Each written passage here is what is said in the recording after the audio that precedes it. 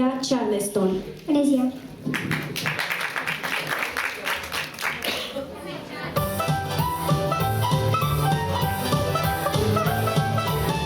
Într-o zi știu că m-am urcat sus în podul celui dat și într-un colț vechi și prăfuit n-o să credeți ce-am găsit.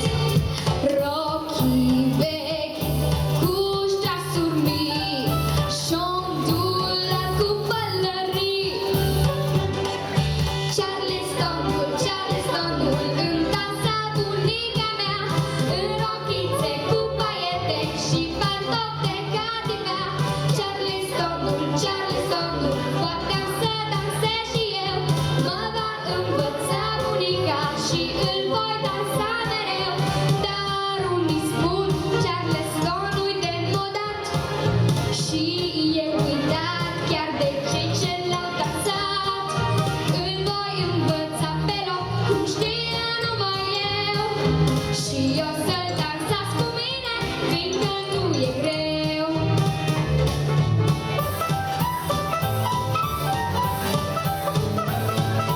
Dacă adorm, mai mereu visez că pe o scenă tot dansez și că am mulți admiratori care îmi oferă flori.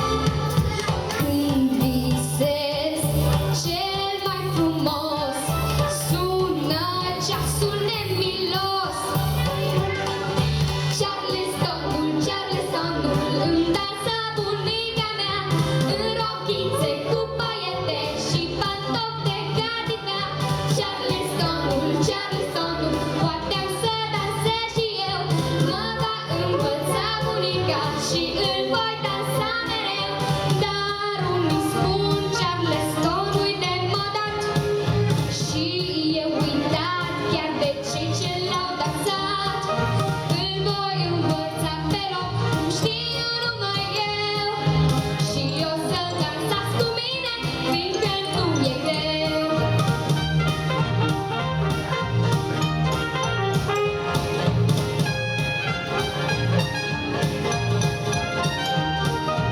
Îl voi învăța pe loc cum știu numai eu și o să-l dansați cu mine, fiindcă nu e greu. Și o să-l dansați cu mine, fiindcă nu e greu.